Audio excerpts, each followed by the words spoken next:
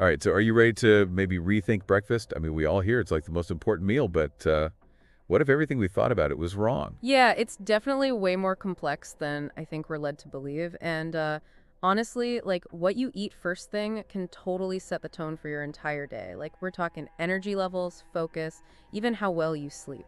Whoa, okay, I never really connected breakfast to sleep, but let's back up a sec.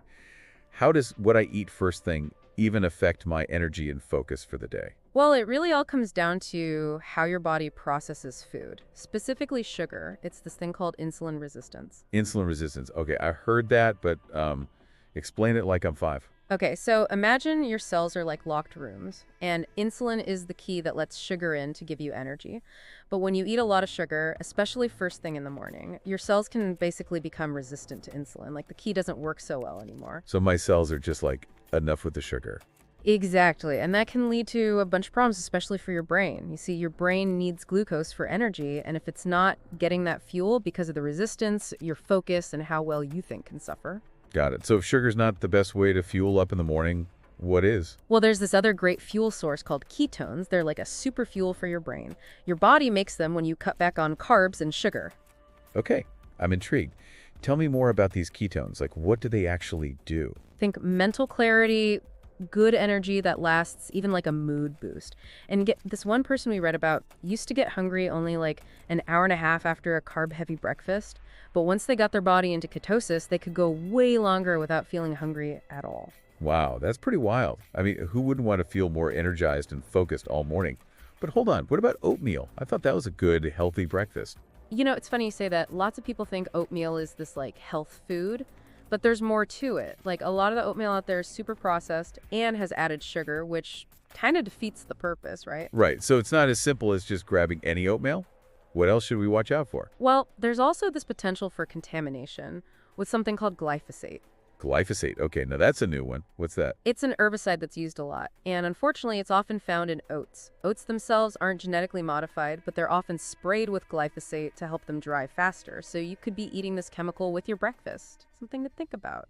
That's definitely something I'll be keeping in mind at the store. So if we're ditching the sugar and being careful about oatmeal, what should we actually be eating for breakfast to help our brains? You want to make protein your best friend in the morning. Remember how we talked about insulin resistance? Well, protein doesn't really impact blood sugar levels, so it won't spike your insulin and make you crash later. So protein will help me stay full and focused all morning long. I'm liking this. Exactly. And there are so many good and easy ways to get more protein in at breakfast. Okay, I'm all ears. What are your go-to protein breakfasts? Well, you can't go wrong with eggs. They're a classic for a reason, and they're full of nutrients. And don't be scared of bacon, as long as it's organic and sugar-free.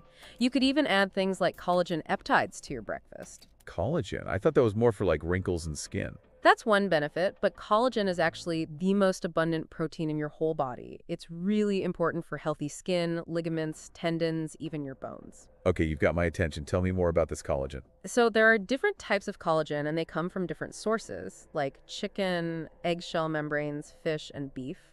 Taking a collagen supplement basically gives your body what it needs to keep those important issues healthy. So it's like giving my body the stuff it needs to repair and rebuild itself?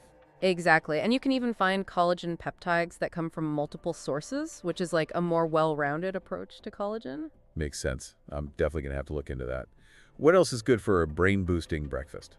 If you like yogurt, you're in luck. Yogurt, especially Bulgarian and Greek yogurt, is full of probiotics, which are great for your gut, and a healthy gut is important for a healthy brain. Interesting. I've been hearing more about that lately, the whole gut-brain connection. But I got to ask, what about coffee? Is it good or bad when it comes to breakfast? Ah, coffee. That's a tough one. It's a morning must for lots of people, but it has its downsides. If you like your morning coffee, try going for organic to avoid pesticides and other stuff. And, for all the parents out there, getting kids to eat a healthy breakfast can be tough. Oh yeah, tell me about it. My kids think breakfast means sugary cereal. It's a common thing, but there are ways to sneak in some good stuff. Instead of sugary cereals, try sprouted bread like Ezekiel bread. It's much healthier, and they might not even notice. Seco bread. I've seen it, but never really looked into it. What makes it taste different? Well, it's made from sprouted grains, which makes it easier to digest, and it actually has more nutrients than regular bread. You can even put things like peanut butter on it. Just make sure it's natural without added sugar, like the Valencia peanut butter from Trader Joe's. Okay, cool. Good tips. Any other sneaky swaps I can try? You might be surprised, but cheese is actually a good breakfast for kids too. It's got protein and calcium, and most kids love it. Cheese for breakfast? Huh. I'm more of a sweet breakfast person, but yeah, for kids, that's smart. Gotta think outside the cereal box, right? Speaking of different approaches, all this breakfast talk makes me think about intermittent fasting. Have you ever tried that? I've heard of it, but I don't really know how it works. What's the main idea? It's not really about what you eat, but when you eat, it's more about extending the time you don't eat anything, usually by skipping breakfast. So you wouldn't eat until lunch. I think I'd be starving.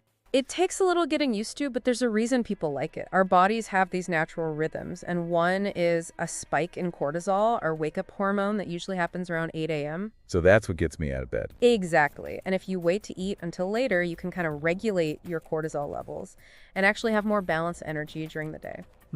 Interesting. I'd have to look into intermittent fasting more. But before we wrap up, one more thing I wanted to talk about sleep. Oh, sleep. It's so important for everything, isn't it? You wouldn't believe how much stuff in our bodies is affected by getting enough sleep. Yeah, I'm all about a good night's sleep. How does that connect back to breakfast and blood sugar, though? Studies have shown that even missing a little sleep can mess with your blood sugar and brain function. It's like your brain's running on empty. That makes sense. When I don't sleep enough, I'm foggy, I can't focus, and I'm way more likely to grab something sugary. Exactly. And someone we read about noticed big improvements in their blood sugar and mental clarity just by sleeping 8 hours instead of 6. It's a small change that makes a huge difference. So we've covered a lot here, from how breakfast affects our brains to protein, the truth about oatmeal, even how sleep fits in. It's all connected. It's amazing how even little changes to our routine can affect our health.